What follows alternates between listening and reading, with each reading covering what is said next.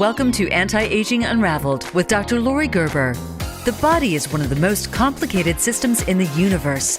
Dr. Gerber and her guests explore integrative medicine and cosmetic dermatology, combining traditional medicine, alternative health practices, new innovations, and technology which work together to help you look and feel natural and age gracefully. Now, here is your host, Dr. Lori Gerber. Good afternoon, everybody. It's Dr. Lori Gerber bringing you another episode of Anti-Aging Unraveled. And I just got done a run, so I'm going to try to give you as much energy as possible. And it will be super relevant to my run as to why I did my run today. You know, we're going to talk about hormone imbalance. And when I look at hormones, what you're going to understand is that I don't look at them like your normal physician does. I'm looking at different reference ranges. I'm looking at, are you on the high end of a reference range, the low end of a range? And really, those hormones are not isolated. All those things in your body do not work independently of one another. And that is the key to really what I do. There is, in functional medicine and integrative medicine, there is this inherent belief and understanding that everything is connected. And what that means is that one thing does not work isolated from another. So when your insulin stops working really well, and that is the actual hormone that regulates your sugar, we know that you're more prone to diabetes, that you're more prone to putting down fat in the organ or belly area. And this happens primarily later in life, right? So it's not just a genetic predisposition to have insulin doesn't work. It's related to what else is going on in your body. Is there a genetic predisposition to the other things going on in your body that actually will affect your insulin? And also, is it related to lifestyle? And being able to modify that can have a lot to do with, are you going to be able to lose weight? And are we going to be able to make this insulin, which really drives metabolism, sugar regulation, fat production, are we going to be able to regulate this in a way that makes it easier for you to lose weight? So I'm going to bring this back to 10 hormones that can affect insulin. And hopefully, I'm going to actually give you some information that's usable so that you can really take this and, whether it's look at your own labs, whether it's come to me and say, can we interpret these, or maybe get a new set of labs, or maybe just give you recommendations as to what to do for your hormone optimization, or even just supplements, because there are basic things that we can do, which is why I did my run this morning and did all of my supplements, and I'm drinking my beautiful collagen and gut healthy tea. So when I talk about these kind of things, you're going to realize that there's more to your lab work than just normal reference ranges and that things work together. So let's talk about diabetes for a minute. So 60 to 70 million people are affected by insulin resistance in the United States. So, that statistic, that about 40% of those are 50 years old or older. And those people are what we would say are at high risk for insulin resistance. And it can affect anyone at any age, but we are seeing a majority of people getting it younger in life, especially kids. So this actually leads to what we call a metabolic syndrome, which is where I always call it the trickle down effect, right? You have cholesterol issues, you have diabetes issues, you have thyroid issues, and these things can actually obviously all work together. And about 90 to 95% of these cases, guys, can be prevented. Or controlled, right? Is it diet? Is it maintaining your other hormones? Is it discussing things that maybe we can do genetically speaking to prevent this from happening initially before we even get there? So, there's two types of diabetes. The majority of the problem in our country is type 2, or what we call later onset diabetes. And like I said, that is happening in kids more commonly than not. We're seeing a fatty liver disease, which is really from not knowing where to put your sugar, your extra sugars, because your insulin can't use it. So in your stores of glycogen are all full. And when that happens, we have to put it around our organs, and belly fat or liver fat is one of them. So really, we're going to talk about insulin resistance. There's obviously another type of insulin issue where it's more what we call a type 1 diabetes. And that is when there's not enough insulin. The pancreas cannot produce enough insulin. And, that can happen genetically speaking. There are mutations that can create this as well. And over time, when you are type 2 diabetic, when your insulin is resistant, at some point your pancreas can't keep up and stops making enough insulin. And that's when you become an insulin dependent diabetic. So, we're going to talk about the hormone connection and what happens when insulin is resistant. So, You get belly fat, right? You have other unbalanced hormones, which we kind of alluded to, but thyroid being one of them. Other things that can cause insulin resistance, as we're talking about this, is when those hormones aren't balanced. So progesterone, estrogen, testosterone, thyroid, even unnecessary replacement of thyroid hormone can actually cause some insulin resistance. There are prescription drugs that can do it. Obviously, we know about lack of physical activity, sitting around, chronic stress, unfortunately can cause insulin resistance, sleep issues, with cortisol and dysregulation of cortisol, which is our, get up and go stress hormone, but that regulates our insulin. And not enough protein, again, can lead to insulin resistance. And last but not least, which is kind of in my brain, the be all and end all, is the overconsumption of sugar, carbohydrates, and alcohol. So when we talk about, and we've done a whole bunch of talking about what to eat and how many carbohydrates to eat and all that kind of thing, we know this push, in the early probably 50s and 60s to sugary cereals, an American, what I would call grain-based diet, and sodas, prepared meals, they're not good for diabetes, and they've actually increased the diabetes cases exponentially. So, that is the first thing you can change. And, if you're eating appropriately and your other hormones are not driving you towards this insulin resistance, really that should self-correct you. If you're picking foods that are less than 5 to 10 grams of what we would call carbohydrate or sugar load per serving, you're really not putting an extra strain on your insulin, and you should be able to keep your pancreas to be able to keep up with that production. So let's talk about, what does this have to do with the other hormones and what hormones are related. And I think a lot of us don't realize that there's, chemical signaling that happens in our body. So, your kidneys, your ovaries, your heart, and all these things talk to each other. So we have reproductive hormones that talk to digestive hormones that talk to our brain and mood and metabolism. And that's really the key to a well-balanced body, right? We have to work from all facets.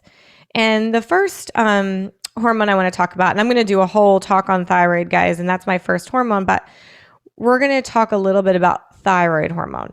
And when I talk about thyroid hormone, we're not just talking about TSH, which is the thyroid stimulating hormone. And that hormone, unfortunately, really isn't a true thyroid hormone, right? That doesn't get made in the thyroid. That's a stimulating hormone, which means it gets made somewhere else, and it tells the thyroid to make more. And when you have low thyroid hormone, even if it's on the low end of a normal reference range, remember, we all have this bell-shaped curve that we look at each other. And when we look at something, you're on the high end, you're in the middle, you're on the low. And who knows where you sat when your metabolism was quote unquote normal, or when you were losing weight, or when you were younger, because you didn't have an issue. So generally we didn't check. So the thyroid hormone is responsible for basically metabolism. And when you don't have enough, it actually decreases your insulin sensitivity, which creates insulin resistance. And, we know that those with hypothyroidism have issues primarily with weight and gaining weight. And, in general, it's a catch-22. You either gain weight and then you're getting insulin resistant and then type 2 diabetes and gaining more weight, or did the insulin resistance cause the hypothyroidism and vice versa? So it's like this circle. It's very difficult to break. And, there are ways to treat thyroid without putting you on thyroid medication. If you listen in, I believe it's next week, we're going to talk about thyroid dysregulation and the history of the thyroid treatment protocols and how that's changed over the years. I'm a big proponent of low-dose iodine to try to get the thyroid to start producing a little more efficiently. And there's a lot of data, and it's old data that has been used for decades to support that does help the thyroid. There's also other things that help the thyroid. Methylated B12, because we need it to make more thyroid hormone. Adequate vitamin D levels. I like 5,000 IUs of vitamin D3 with A and K2, which help absorption, help thyroid regulation. So those are just some simple things that we can do to get our thyroid working more efficiently. And obviously, we use some thyroid hormone as well. And in the United States, it's typically Synthroid. Synthroid is an inactive form of thyroid hormone. And, I'm more prone to use what I would call a T3, T4 combination, which is an Armour thyroid combination, or nature thyroid, which is temporarily not being produced. But those are T3 and T4, which basically means they're made from pig-based T3 and T4, which is active and inactive thyroid hormone. So it's desiccated thyroid, essentially, which means it's dehydrated or desiccated. And to me, that does a really nice job of raising your levels. The next thing we're going to talk about is glucagon. Sorry, guys. And glucagon is the opposite of insulin. It's what we want to, essentially, we want to deplete our stores of sugar. And glucagon actually releases sugar into the bloodstream. It's what takes it out of storage mode. All right. So it's this hormone that says, okay, you don't have enough sugar right now because you're not eating it, which is probably a good thing. So we need to release sugar into the bloodstream. And glucagon is released by the alpha cells of the pancreas, and it's released in between meals or when we're sleeping, right? So, or when we're exercising heavy and we need more sugars. It delivers it to the liver for utilization. So that's what really regulates blood sugar levels. So when we get this fatty liver, it's for lack of adequate storage of this fat, or the sugar, because it stores it as fat. So glucagon is used for energy. We don't necessarily want to be producing a lot of glucagon, because we don't want to be, I lied to you. We want to be producing glucagon because we want to be tapping into your fat stores, especially initially when we're trying to lose weight. The only way we can do that is deplete our sugar first. All right. So our body will preferentially go to sugar first and release that sugar. Then we can tap into our fat stores.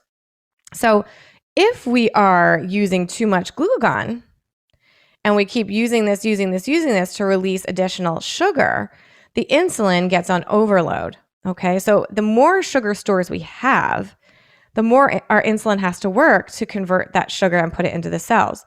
So we don't want large stores of sugar. Okay. That is not something that we want our body to have, which is where these kind of sugar detoxes and fasting come from, because we want to try to deplete this excess so that we start tapping into what we would say, or I like to call, a fat adapted mode, or using your own body fat to produce its own sugar and then use that for energy. So, can we necessarily fix glucagon? Not easily, but we can deplete our stores of sugar so that our glucagon release is lowered. Okay. So again, that goes back to that low carbohydrate diet and low sugar diet, and maybe even doing a week to 2 weeks of a sugar detox to actually deplete those glucose stores. Okay. So that's thyroid and glucagon. Let's talk about something that's probably a little bit more unheard of. There's 3 related hormones, and it's GLP-1, GIP, and amylin. And these 3 hormones are kind of the signaling hormones to produce insulin. They say, all right, amylin sees the sugar and it basically is secreted with insulin and from the pancreas and says, all right, here's all the sugar we got to take care of. And GLP-1 and GIP are produced in the small intestine, and they actually work to control the glucagon and sugar spikes. So these 3 hormones in conjunction control the ups and downs of your sugar regulation. And they have a very, very strong correlation with how you react to sugars and whether or not you're going to become insulin resistant. Again, can we directly? Yes, there's some medications that can directly deal with these from a diabetes perspective, but the easiest way to get this regulation is to really limit your blood sugars or the intake of sugar, so that your blood sugar spikes are very minimal. We don't want these highs and lows of blood sugar. Even people that are very thin, that are called what we call hypoglycemic, don't do well with these high spikes in sugars. And what that means is that they're going to spike and trough, and they're going to get these lows. And that's not good either, because your insulin is being poured out and it has to work really hard, and then it sucks the sugars back in. And that's really not what we want. We want a nice, steady blood sugar, which, if you've heard any of my previous podcasts and shows, can really come from a fat adapted diet. So that's one of those things that if you can change one thing or take one thing out of this conversation, it's that sugar is not your friend. And that actually will go for fruits as well. Make sure we keep on the track of low glycemic. So we're really looking at berries, right? Blackberries, blueberries, strawberries, raspberries. This time of year, we all indulge in melons and pineapple. And while they taste really good and we think they're good for you, they're very, very high in sugar. So you should have them in moderation. Okay. So we've talked about kind of sugar regulation specifically. Now let's talk about what we would call like adrenaline or epinephrine. And that's kind of the get up and go. It's the I'm going to run away from a bear, kind of like cortisol regulation, which we're going to talk about next. And these two hormones, they basically say, all right, I'm making you anxious, right? I'm going to give you some energy, and I'm going to give you the energy by increasing sugar metabolism so you can use it. And it tells the liver and kidneys to produce more sugar in response to the insulin response. So it's basically this, I'm going to give you enough energy to run away from a bear right now. And the only way I can do that is to increase your sugar metabolism. Okay. So it's going to actually rev everything up. If that is continually revved, your insulin is being on overdrive for long periods of time, right? So it gets tired, it gets worn out, and it can't do the job on a a very, very consistent basis, which is why at some point it's going to become resistant and not work as well. That goes hand in hand with cortisol. And cortisol is probably one of the hardest things in my industry to treat because in the United States specifically, we're a very type A population. We are going. Maybe COVID has helped or hurt that somewhat for some people. But, we release this stress hormone when we become anxious, and we release it first thing in the morning so that we can get up and we have the energy, again, that blood sugar regulation to be able to go do what we want to do. It encourages the liver to produce more glucose and release more glucose. And the insulin has to work on that glucose. So again, that epinephrine, cortisol, high anxiety, high stress, little sleep, all create insulin resistance over time. Okay. And whether your cortisols are high or low, I get this question a lot. You can have insulin resistance. Okay. Because it's a continuum. Cortisol being high for long periods of time is basically like giving you steroid all the time, and it will make you gain weight. But so can cortisols being too low, because if they're low, generally speaking, they were high for a long period of time before they bottomed out. So this can make you gain weight as well. And cortisol regulation, the one proven thing to help cortisol is meditation. 5 to 10 minutes a day of meditation is phenomenal. And we have some adaptogens and adrenal glandulars to be able to help that as well. And, I do sell one of those in my Dr. Lori line, and I do love it because it is a glandular extract, and it gives you back a little bit of a more natural cortisol level. So it stops your body from these fluctuations. It does not want we don't want you to have these ups and downs. We want to have a nice peak in the morning and just a slow decline as the day goes on. Okay. And then obviously overnight, we're going to produce a nice normal sugar level to keep you going throughout the night. And then again, that should spike in the morning and come down as the day goes on. Another reason it's not really good to eat late at night, because you're going to spike some of these levels and spike your insulin responses. Okay. So the next one we're going to talk about is leptin. And leptin is one of the most important hormones, I think, that's been overlooked for a long time, but it's produced by fat cells. Leptin is the hormone that tells you that you're full. And I don't know about you guys, but in the United States, I feel like our leptin levels have been pushed to the limit because our portion sizes are so large, right? So we don't tell our bodies that it's enough. And we're not really shutting that off. So we eat our whole plate, right? We eat until everything is gone. Even back in the day, it was, you can't leave the table till your plate is empty. And really, you should eat to satiety, right? It's the brain signal that tells your body that you're full. And if leptin isn't working appropriately, you're going to eat more than you should. And that's a problem, right? Because again, it stimulates more insulin and it stimulates more sugar to be in the body. And then over time, obesity and insulin resistance. So leptin resistance and insulin resistance go hand in hand.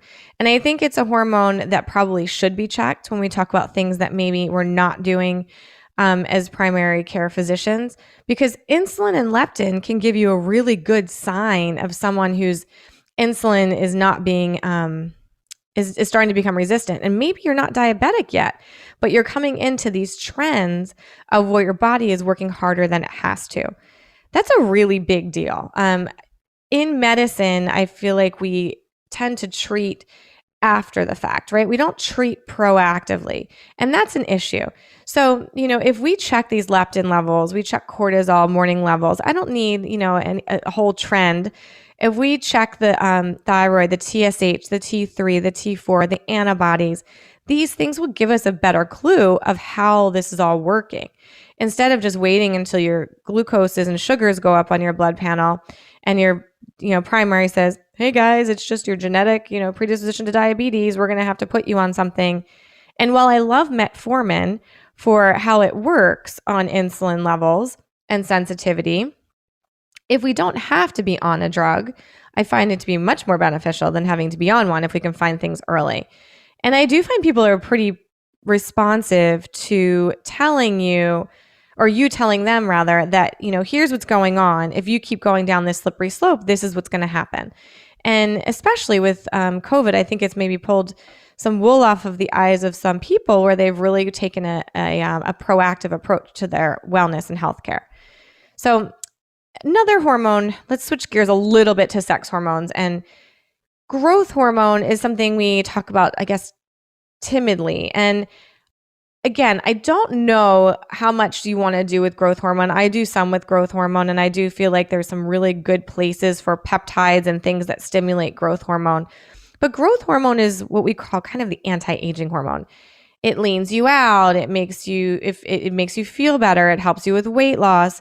It's the kind of anti-aging hormone, and it's produced during the pituitary, and it actually increases during growth spurts and naturally declines over the course of your lifetime. And it goes down based on lifestyle and genetics, I would say.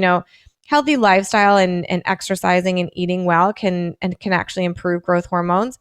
But I do find that most people in their 40s and early 50s, their growth hormone has declined pretty significantly. And cortisol and sleep and all these things can help growth hormone, but low or actually either way, low or high levels of growth hormone can cause insulin resistance. I think we find it more in low growth hormone, just in general in the population. And this is interesting, right? So we know that people that go on HGH or growth hormone, these things, they lean out, they lose body fat. It is very controversial, but there is a place for stimulating growth hormone in my field. And there's certain peptides that will help to stimulate growth hormone. And, they're really interesting. We'll do a whole talk on peptides very shortly because they're becoming very popular in the industry. And I think that there's something to be said for addressing growth hormone, which really we haven't been able to do adequately before, because what happens when you make things grow? And I think what we have to think about is, how do we stop things from growing that we don't want to grow? Because that's what growth hormone is going to do. It's going to create this metabolic process that's very sped up. And what we worry about in the medical community is types of cancers growing. So, this is something where I feel like, there's this seesaw of whether or not how long can we treat it or how do we treat this? But sleep, sugar regulation, maybe some yoga, all of these things, workouts, exercising, anything that will increase testosterone will also necessarily increase growth hormone. So let's talk a little bit about the estrogen progesterone seesaw. And I think there's some misconception and maybe even some confusion in the information that's out there on estrogen and progesterone and insulin resistance. So, I think if you think about this logically, we know that when a female or a male for that matter, and we'll talk about testosterone, but when they go through andropause or menopause, their hormones start to decline. We see weight gain. We see belly fat. We see energy levels declining. And we see metabolic syndrome. Which is basically insulin resistance, cholesterol getting higher, and thyroid becoming low. And there is a real link here between the sex hormones and how well the insulin is working. And in females, I think in my part of the industry, we talk about progesterone being an insulin sensitizer. So when we lose progesterone, which when we go through menopause, testosterone is kind of one of the first things that goes down early on, probably post-pregnancy, 30s. Then progesterone drops. Most women's symptoms of hormone imbalance are from low progesterone, or high estrogen, not necessarily low estrogen until later in menopause. So as that progesterone declines, this is almost always when I see somebody, they can't sleep, they can't stay asleep, fall asleep, they're anxious, or they have new anxiety that's worsening, they're depressed, they have mood swings, and they're gaining weight, they're gaining this belly fat, and they're getting squishy, and they can't figure out why.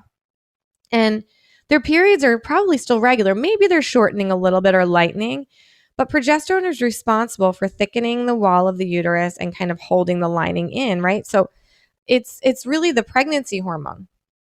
And when that drops during your period and or when you're going through menopause or what we call perimenopause, your insulin starts to actually become desensitized.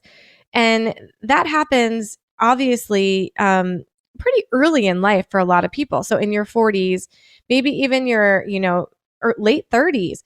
And this is something, again, if we check insulin levels on someone that might be slightly overweight, that's going through perimenopause or having these period changes or even mood swings or sleep issues, we might find the insulin resistance earlier.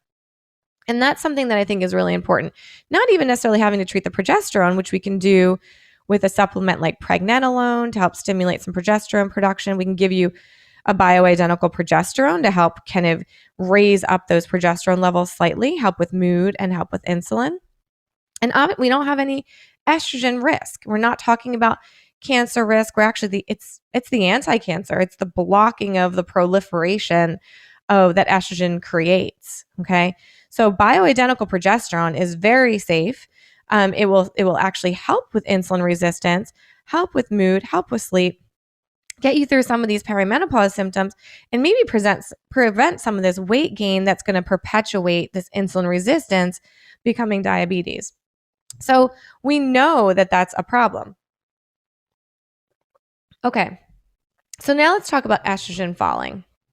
Estrogen is that female hormone, right? It's secreted in the ovaries. And, excuse me, sorry about that, guys. Its main purpose is to regulate the reproductive system. So estrogen is responsible for insulin activity. It will literally drive your insulin resistance. So as you age, estrogen's high, progesterone's low. Okay, I'm squishy mushy. I have this belly fat. Now my insulin's not working. And now I have all this estrogen that all it wants to do is create more insulin activity. So it actually will overdrive your insulin. So this high estrogen, low progesterone thing creates this belly fat issue. And, we hear it all the time, this midsection weight gain. And, there is some discussion that it's low estrogen that causes insulin resistance. And I think if you really look at this critically and look at the continuum of how these hormones go, I think it's more the progesterone drop, this estrogen being high, and then over time that estrogen will drop. The question is as that estrogen drops, will that insulin rebound? And I think what it'll really depend on is how much weight gain was there, and because the fat will actually will perpetuate this problem, right? So we don't want to gain too much weight during perimenopause, especially if your insulin is getting resistant when you're in menopause or perimenopause. The last hormone to address, and I think this is a pretty important one that goes undiscussed, is testosterone. And I think testosterone, again, gets a little bit of a bad rap when it comes to insulin resistance and sugars. If you have high testosterone and you're PCOS, which is women with high testosterone, we like to blame these high levels of testosterone for insulin resistance and body fat and belly fat. Whereas in reality, it's most likely their estrogen dominance. And when they gain the weight, again, it's like that self-perpetuating problem where the insulin continues to become more and more resistant. So what do we see more in men is as testosterone decreases, which is responsible for sex drive and orgasm and metabolism and being able to put on muscle mass. Specifically, when you can't put on muscle mass because you don't have enough testosterone, and the same goes with females, and you can't get that increased metabolic demand, then you're actually not able to use as much sugar, and it creates more of a demand on and you're eating the same amount of sugar, it creates a higher demand on your insulin. So the testosterone level going down can actually lead to estrogen dominance too, because it converts back to estrogen. More fat produces more estrogen as well, and that can lead to insulin resistance too. So we have these kind of pathways that shift back and forth of testosterone, estrogen, progesterone that are really creating these insulin fluctuations.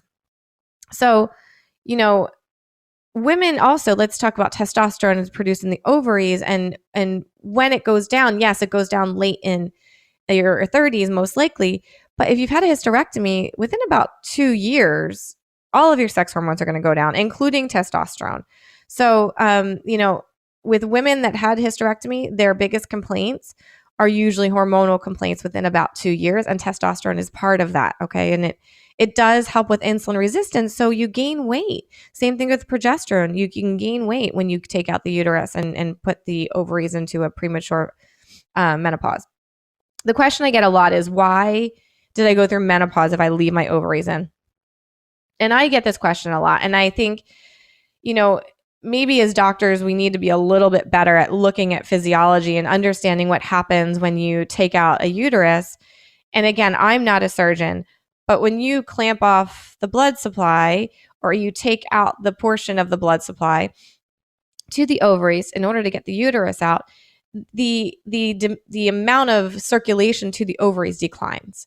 And again, that's a natural phenomenon of taking out that uterus, that these ovaries are going to get smaller. And when those ovaries get smaller, they're not able to produce as much hormone. So, that to me is a big key to, you want to keep, if you can, keep your hormones in your uterus as long as possible. Obviously, there's reasons to not, because we can now replace them bioidentically, but you would want to try to do so. So let's talk about blood sugars and being higher than normal. So, luteinizing hormone produces testosterone in the ovaries. And again, when you go through menopause, that luteinizing hormone goes down. Again, we can't produce testosterone. You can't produce testosterone. Your blood sugars become erratic because your insulin becomes resistant. You gain weight. It's kind of that same process that we were talking about a few minutes ago. So, I think that we need to really critically think about what is going on in our body, how we can change it. Some people like what we would call intermittent fasting. Why? Because you're decreasing your sugar and calorie load for extended periods of time, which leads to helping your insulin. Okay. It actually makes your insulin work a lot more efficiently. It takes the whole load off your insulin. So for some people, that works really, really well. So, that's one way. Another way is to do a sugar detox or do a liver detox to clean out the liver so that the body can metabolize the sugar more efficiently. We have a really good one that I use that is a week long of detox and then a week of just clean eating, low residual. Why? Because our liver does all the metabolism of the sugars. So why not clear that out, give it a fair shot to be able to process your sugars, and that way you don't necessarily have as much of a load on your insulin levels as well.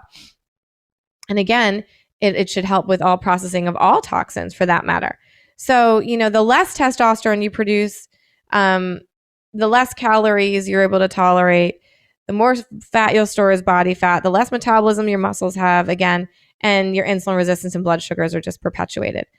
So let's talk about a little bit of what you can do. We have about 20 minutes left. So I think really discussing where to go from here and how to fix what's going on in your body is important. And, with one of your hormones becomes imbalanced, your whole body is affected. That's really the key to this, right? So I think the first thing to do is to literally go on what we would call a sugar detox or a sugar elimination diet. And, that is key to depleting, again, those glycogen stores, those stores of sugar that are really going to be released in response to glucagon when you need it.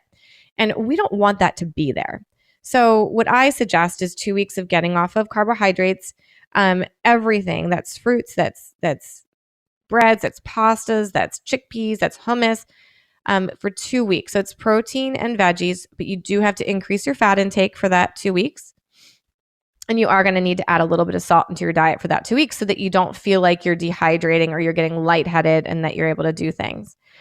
It's all about balance and osmosis and water balance, okay? Sugar holds fluid as well as salt, all right? So that's step one. You do that for 2 weeks. And then after you go off of that 2-week insulin or sugar detox, then you're going to put back in what I would say is 1 serving of carbohydrate or simple sugar a day. So that's 0 to 5 grams of sugar per serving.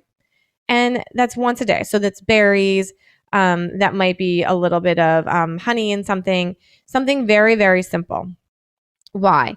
Because that is going to help you have a little bit of sugar without feeling like you're depriving yourself. Okay. But it's not enough to give you back your stores of glycogen. Okay. And it will help to prevent some of the mood swings that your brain will have initially when you're off of carbohydrate loads. All right. So after you do that, then we're going to talk about, all right, what can we do next to optimize your body? Well, I think that's looking at your thyroid, looking at your cortisol levels, looking at your, obviously your insulin levels, which we hopefully would have already have checked, and looking at your hormones, your testosterone, your estrogen, your progesterone. And to support the thyroid, again, we talked about maybe doing some methylated B12, maybe doing some B12 shots once a week to help with circulating B12 levels. The higher your B12 level is, the better you're going to produce thyroid hormone and the better you're going to have other metabolic benefits. The other thing with B12 is you're going to pee out any excess. It is not a fat-soluble vitamin. So you'll urinate out anything that's not wanted. And obviously it's a little bit of a waste, but you'll absorb what you can absorb. And we have a bunch of different mechanisms for getting that. Chromium and vanadium are 2 minerals that we use to help with blood sugars and thyroid, actually. And those 2, we have something called glucokyne, which is a nice supplement that helps with bitter melon, chromium. It helps with insulin resistance. Those are great before meals. So if you are going to eat a sugary meal, you can take those and it will help it to work a little bit more efficiently. So you don't put the strain on your insulin, which is great, right? They're wonderful supplements. Obviously we want the thyroid to work really well with the insulin levels, and vitamin D being optimized is another one. And, in the medical field, there is so much controversy over the amount of vitamin D, and a lot of primaries will put you on 1,000 IUs of vitamin D. The problem is vitamin D is very tough to absorb, and 1,000 IUs is not going to get you very far in what I would say metabolism boosting, osteoporosis help, and even helping with the thyroid. I start with 5,000 IUs of vitamin D3 with A and K2. It's called D-Bomb in my line. And to me, that is a great way to get your levels high enough to give you the benefit of metabolism help. Taking 1,000 is fine. It's just not going to get you, generally speaking, where you need to be. So that ADK is important. That B12 is important. That bitter melon and chromium are important. And, there's obviously for the thyroid, we can always put back a little bit of T3 or T4. So we talked about T4 being Synthroid, which is a commercially available on the market, or levothyroxine. The other one is T3, and that's Cytomel. And Cytomel is the active thyroid hormone. So when we talk about, whether or not to take one or the other, I think you have to look at your body and how much are you converting. You have to make T3 from T4. It's a very complicated process that involves everything I just talked about. B12, vitamin D, A, K2, methylation pathways, and chromium. So iodine, rather. So these things are crucial to having that thyroid work normally. And remember, if your insulin isn't working really well, getting your thyroid where it needs to be, they're both self-defeating. So they work against each other, essentially. So it's very tough to fix if you're not fixing both, okay? And I like iodine as I do a seaweed or kelp-based iodine. It's called iThroid. That is a great way to help your thyroid work more efficiently. Because guess what? Those 3s and 4s in that T3, T4, they're iodine molecules. So you need 3 and 4 of them to make it. And we don't have iodine in anything anymore. So, and how many people are salting their foods, and you don't get very much bioavailable iodine in there anyway. So for me, iodine is key to getting the thyroid to work a little bit better. The next thing is something that's kind of interesting. It's called LDN. And LDN is a little bit newer in the world of what I do. And LDN is low dose naltrexone. And LDN is very interesting. It works in the brain to create to stimulate what we would say the opiate receptors or the mu receptors, and actually to suppress appetite. And what we find in patients that do this low dose naltrexone, which is Narcan essentially, except very low dose, which is an anti-opiate medicine, it actually will improve insulin resistance and help with weight loss. So our data on LDN is excellent. And I really like it for people that have kind of tried all these things and they have a lot of inflammation in their body. And this is what we would call almost like an autoimmune perpetuating problem. LDN is great. So LDN can be made from a compounding pharmacy as well. They can be taken as a little capsule. And it's one of those things where I find it's very successful for a lot of people. So that's one that maybe you want to tuck away in your pearls for today, because that's the one that probably you haven't heard of, or maybe you have, you just didn't know what to do with it. And that's a great one. When we talk about the actual hormones, the sex hormones, there's a couple different ways to regulate them without giving back bioidentical progesterone, bioidentical testosterone, or even estrogen if we need it. And HCG is one of those, and that is that's called the pregnancy hormone. And that pregnancy hormone is really interesting because it stimulates testosterone production. Right now, it's a little bit difficult to get, but it is coming back onto the market. And HCG stimulates testosterone and helps with metabolism and insulin resistance. And it is very, very interesting. We used to use it for a diet, which was called the HCG diet. Some people still do it. And it was a very calorie restricted diet with HCG to try to, at the time, help with what they would say insulin levels. But really what it was doing was stimulating testosterone. And by a byproduct of that, it was helping insulin levels and insulin resistance. So you would metabolize your food much more efficiently. And HCG can be taken as an injectable twice a week. Or even daily, actually, for some of the diets, depending on what you're doing. And it can also be done as a lozenge. And I find it to be really helpful to suppress appetite for certain people as well. So HCG, while it's a little bit difficult to get right now, is coming back on the market. And I do find that that's a really beneficial way to help with insulin resistance and help with hormone levels. Okay. So DHEA. So DHEA is probably one of my, I would say, least favorite ways, but it is very commonly used to help to stimulate testosterone. And DHEA is what we would call a precursor hormone. It is early in the pathway and it shifts over into what we would call testosterone and other hormones. However, in women, DHEA is pretty tough to force it down a certain pathway. What that means is it has a tendency to go to estrogen or other places and create a little bit of a side effect profile. It's very easy to get. It is over the counter. We do sell it online, but it does have, again, it has like a side effect profile that sometimes can be a little bit hard when you try to push the dose for women. For men, it's a little bit easier to use to stimulate some testosterone production and some DHT, but you have to worry a little bit about DHT and hair loss. So you just kind of have to be cautious about checking where that DHEA is headed. A prescription product on the market that you can get is called Clomid. A lot of you have probably heard of Clomid from fertility treatments. And Clomid is great, again, for stimulating testosterone, especially in men. It will give them a pretty mild to moderate increase in their testosterone production. And as far as insulin resistance goes, it actually does a really nice job to help with early insulin resistance in men that have low T. So if we're not looking to go on testosterone yet, or your levels are what I would say like moderately low in the 600 range, then we can definitely try something like a Clomid, and it works relatively quickly. So we should know within a couple of weeks if it's giving you some benefit or not. Not necessarily for the insulin resistance, but for the testosterone production.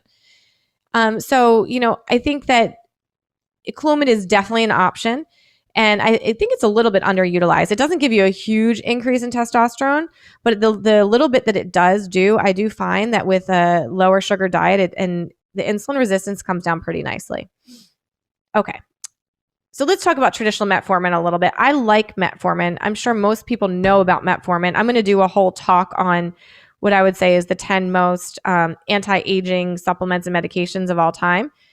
Metformin is probably one of them. It does a really good job of directly working on insulin, right? The only thing that I don't like about metformin is we're not addressing the core root of the problem.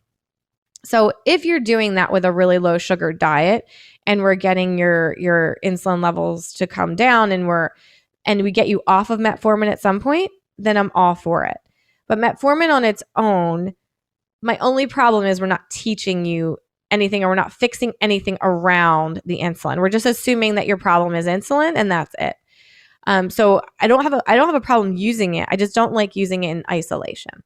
So I kind of use it in combination with other things, whether we're going to use Clomid and metformin, or we're going to use HCG and metformin.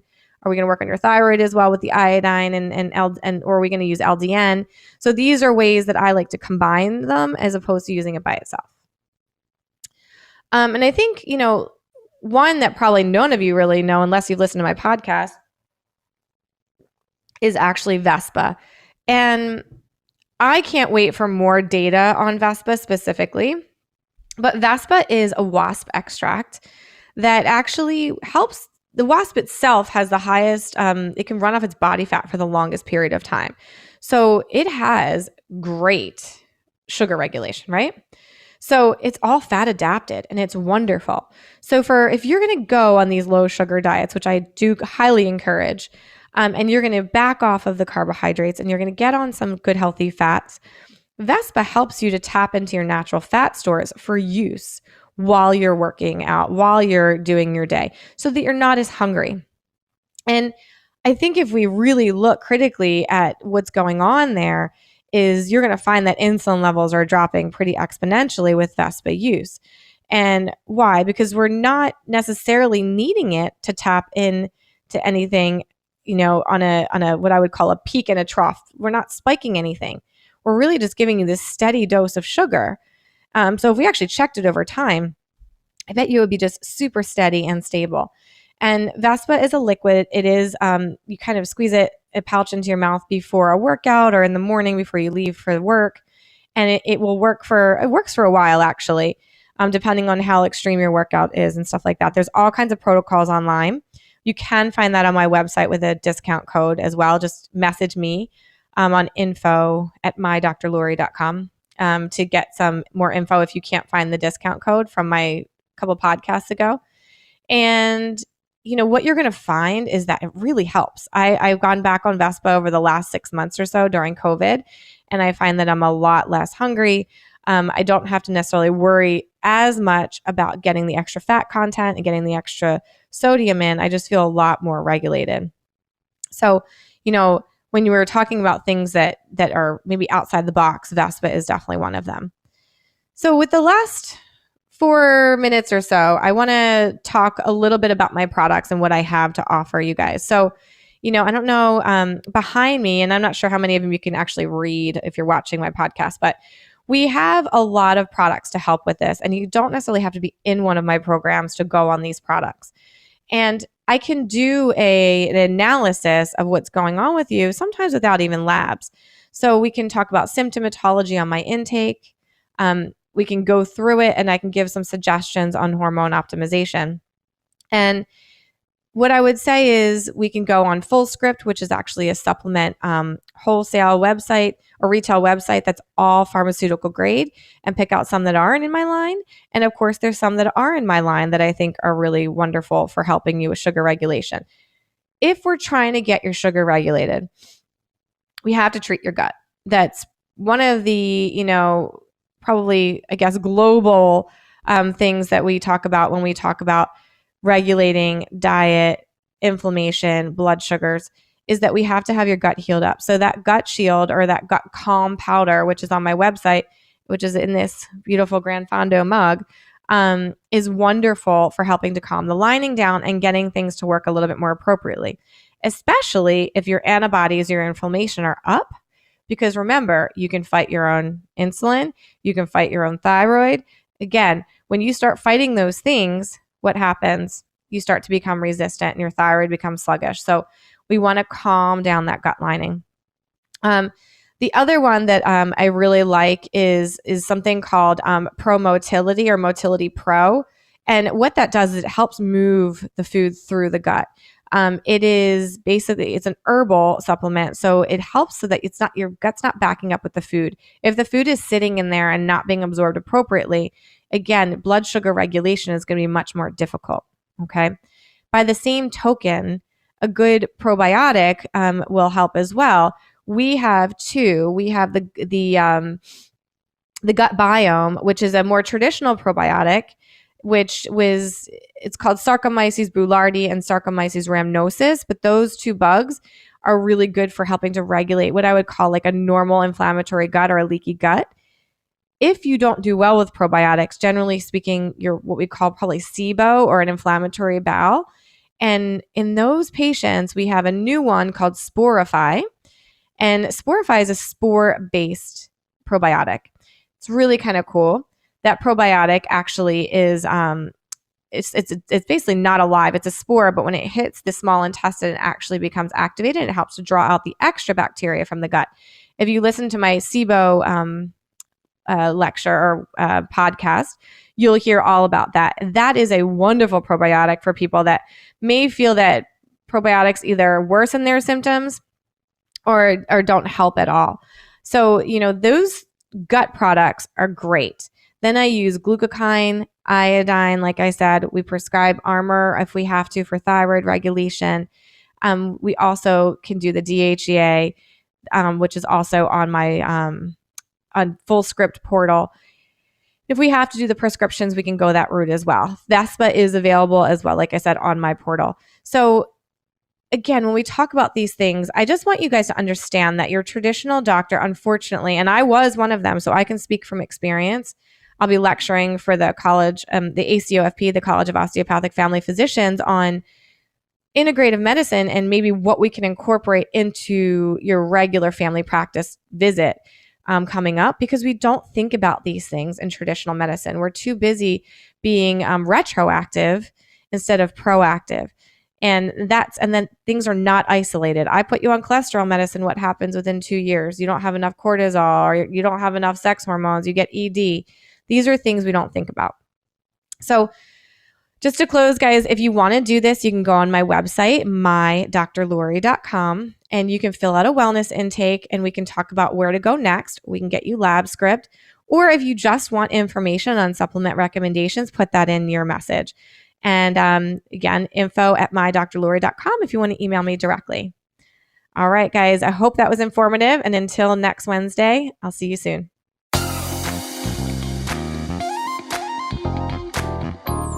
Thank you for tuning in to Anti-Aging Unraveled. Be sure to join Dr. Lori Gerber again next Wednesday at 3 p.m. Pacific Time and 6 p.m. Eastern Time on the Voice America Health and Wellness Channel. We'll talk again next week and keep you aging gracefully.